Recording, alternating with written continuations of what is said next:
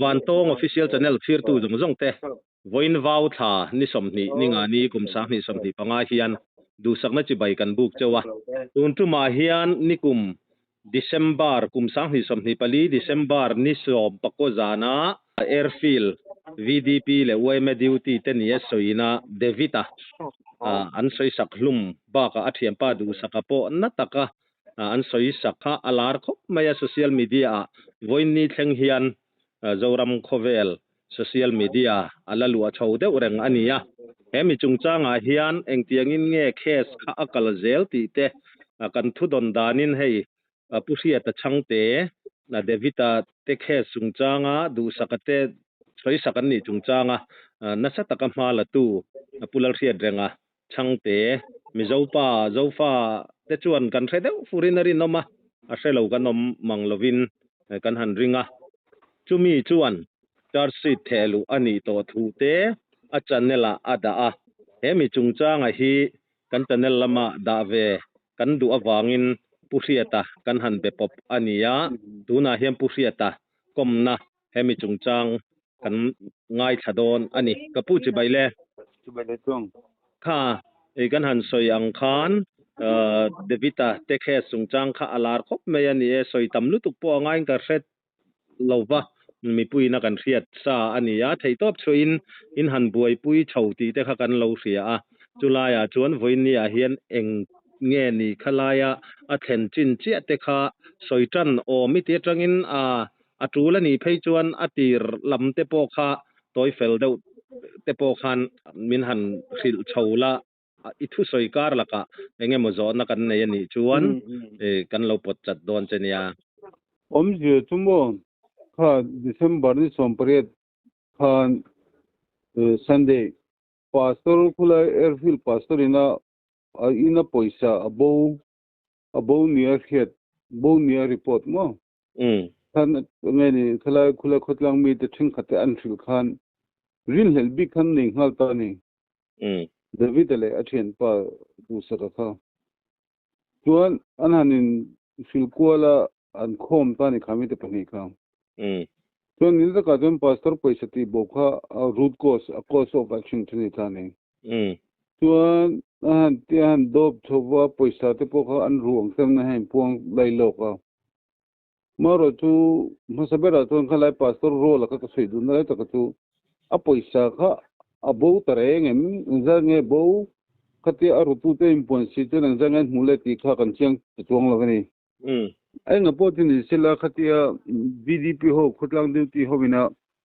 du sakata theng dun an han dop nalama khan an vot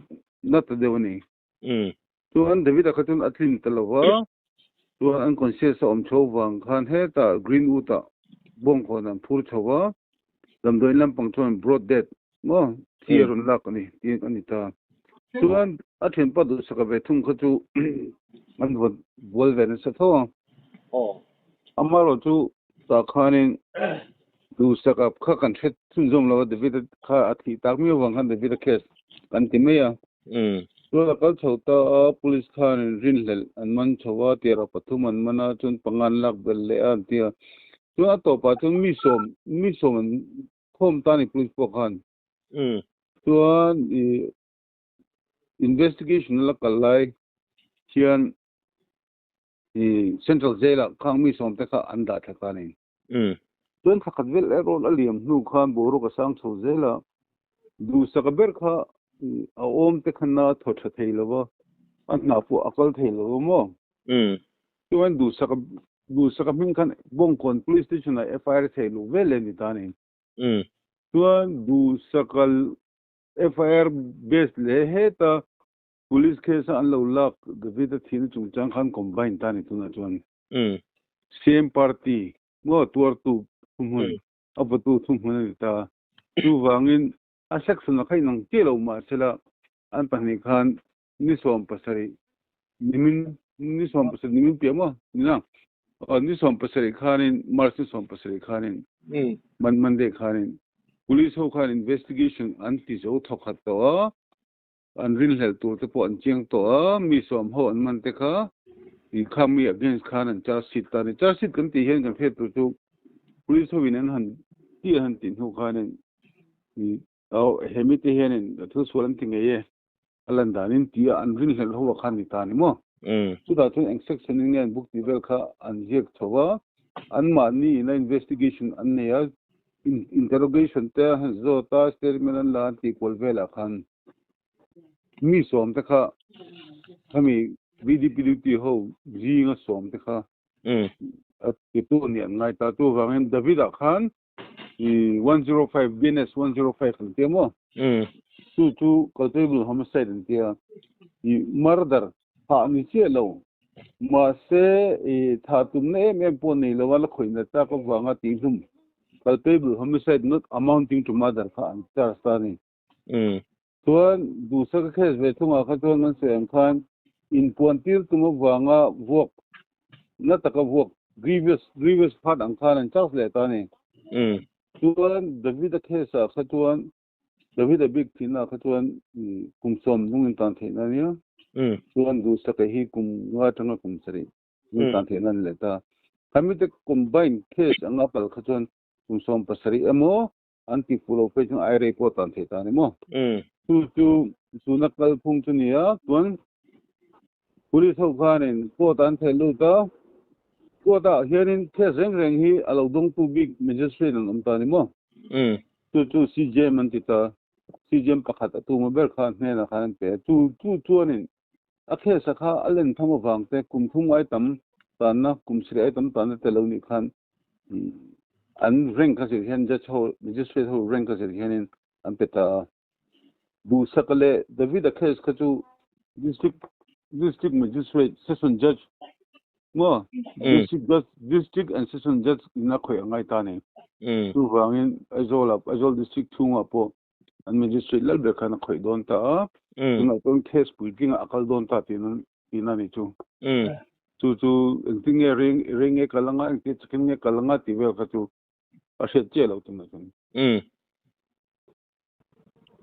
จู่ค่ะผู้เสียดกลุ่มสอมและกลุ่มงาเดวิดทีน่าคานกลุ่มสอมตันเทอันนี้ตาอิมดูสักสอยสักเนี่ยคานกลุ่มงาตังกลุ่มสรีอาลูนิตาจุมีอาหารคอมไบน์อาหารฟินเพย์ขจวนดีนะคันนิตาจู่อันวายมีสอมแต่ขาเคสอินอังเวกขาเปกันนี่ดีนะอันนี้แต่เบรนี่จู่นี่ก็เชื่อเลยจู่มั้งจ้าสิตาคิวสันติเขามีสอมแต่ขาอันนั้นทรายลังเฮ้ยจู่กันที่โซลนี่ที่จนเราตัวเล็กแล้ววันนี้ที่ปนอันสวดเทียอันเน็บเดียวเทียอันเน็บเดียวแต่ปนตั้งเฮียมเทียที่มีปนมันเดือดเทียบางจู่น่ะมีเขาคือจู่ police นั่นมันตั้งอันที่สาบเดลเวนี่เนี่ยเสียเท่าเตอันนี้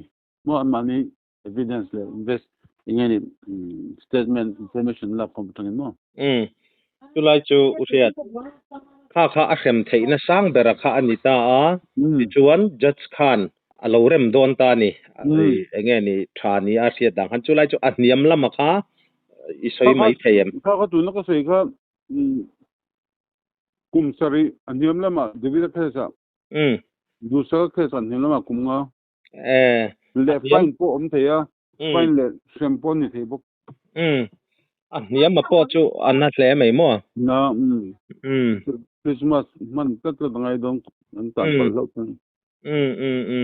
อันนี้แต่จู่ข้าไล่คันอุเสียดข้างมีสมมันแต่ค่ะดูน่าเห็นอย่างจริงไงอันเส้นทางเจริญละมาขมีอันมันจังขันอันลมจัดจริตนี่ก็รอที่ชวนข้าไล่อะค่ะนี่ค่ะที่ตบช่วยนังนี้ลำปุยอินหันป่วยปุย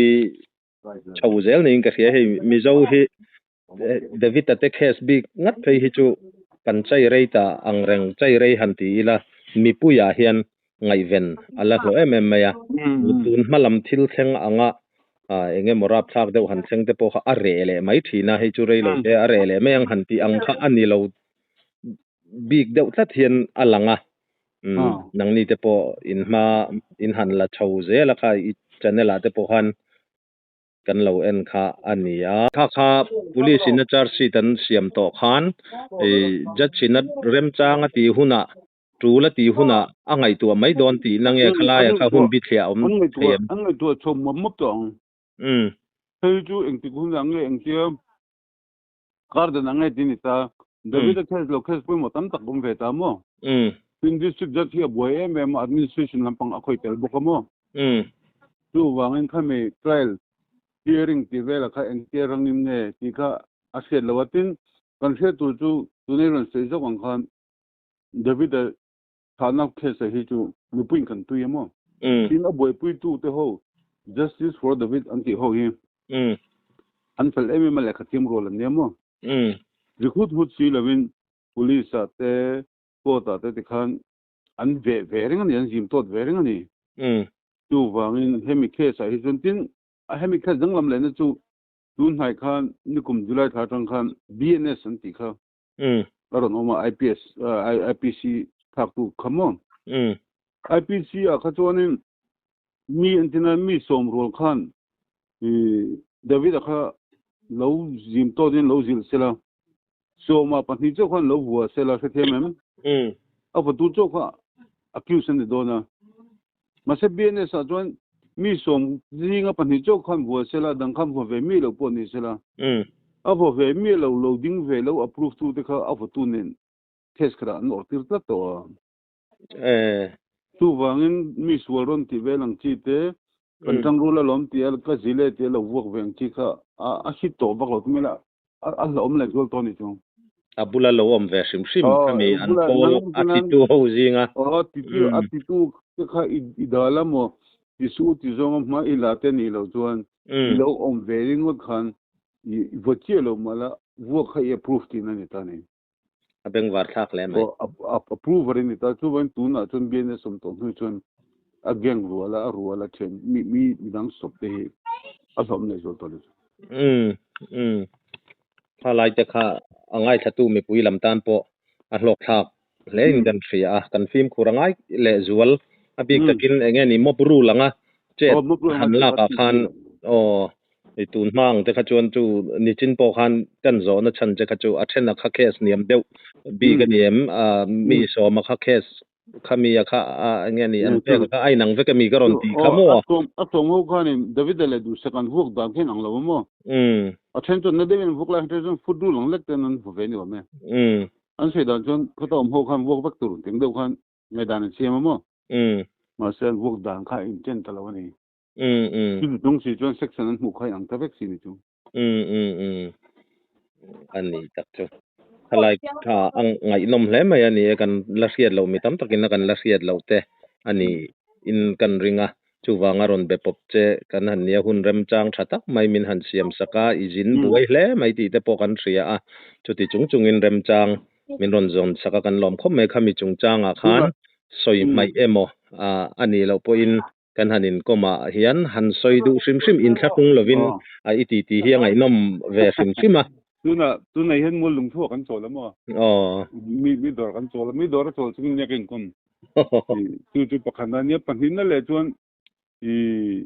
hemi case kan ti tuna David te le du sakate case hian mo an chho charanga enkerang in ti don ti ashet lowa in he ta bulber pastor kan ti kha tuna tuna lang ri che lowa khami zong khan anti lang lo ni mi themo ro chu he ta district court han kalanga mo advocate bebe hin hil chowanga pata khan ati tu pa ber abultan tu ber po pastor ne tin pastor khan anondu vele lo ke tong hi kemem tu wangin ancha si dang kha final ani tlong lo tin ani chung mi so man cha si khan som ho kha an final conviction en neng tin po ni chung som panga po tho vele de se tu tuna kha chon ni pastor min thang ma hi ari to lawang mai khanom ta tro nia tu nia tu han a hut kos ber a kai kong ber kha ne lo in tan na khamo ole engpo ni sela khalai chungchanga emo ni chin ka soyang khan atlip na min han nei sak san soi le du sim te le nei ko soi du tu mo mi zo mi puite hi dan awareness legal awareness kan tha chho to mo so wangin tuna David te tol thine hi ani mizor mi puite na legal awareness pe chon mi re thejok da po empowerment pe hala mo justice for David justice for dusaka kan tiringot lawa mm justice for all mi jong tan dikna la selati hi ani tani mm tu bhagin tuna David case a hen Mizoram kan haranga rule of law kan ti tepo in pazu na teng chi te hausal re thekar te methai le thailo teng chi borwel hi azia chautu la ngai taila David thi nei rang kandram le tan hen mun somna ni te bai se ni chokoreng kalai ka arau pui khom mai ni an ma ni David ale du sakate tor na khan isoyang khan justice for all mo mi jong tan mi jong tan ni khami ril ruwa ma la atuna po nang ma ami mal tak po an tui chau kha inin ka sia etin fil pakhat chuang mo I advocate level kha police case ani chon mo sarkar advocate ho public prosecutor ho mang thina advocate kha khami akot a sarkar ai ukil te khan an handle don ani tu wan khan pain advocate ne ngai lo hay bang ale lam pang song ho te kha chon enge an du advocate an kai chum hay kai da khoi mo buk ale tin kan public prosecutor te hi anil taka chuan advocate berber ten ni a thim berber advocate ten nei thim berber te public prosecutor an thang ni mo to ha phuama keni ho justice for David tiang chi ho tuna in telcom ve hi chuanin I the kan nei vak lowa khan moi to ka ron update a public ron siama public pressure siama dikna kha ani nang tu ta ka kal the tu ti kha kan tu mani top engma mimalin lok na kan ne lem lo income na hun thatak mai min han nei saka ei buai chungin kan lom lu tu ke tu ka lom lu tu ke ni le David Aboral dan le athiam pa du saka soisak ani dan chungchang hi kan channel lama po kan ronda ve to a tum ni hemi chungchanga hian content kan ron neya view po a hloin mi nuai ni nuai thum don ten kan en ve ania kan soito ang khan hemi thukal zela hi zoram mi pui ngai ven alani renga hetiang hi ania wangin tu na po hian kan theyangin kan hanbo zui ve ania kan riat thewangin pular riat renga changte pu riata hi mining engineer masa ni in central sarkar lama mining lama atho nuwa Mizorama ron chuak chowin ma hi dan lam semi advocate ukil aloni boka tikhan ama atanga thu han riata kha atha kan riata wangin ama biakna kan ron ti chuak ania hemi chungchang David ale du saka case kal zel hi atheyangin keini point ron ngai ven zel kan tumdon ani Vantong official channel min thir saka min ngai hlut sak thin tu zong chunga lom thu kan soinon le a kan channel hi subscribe like comments le share te min lo ti sak ram turin in khonga ina kan nge non le cheu ani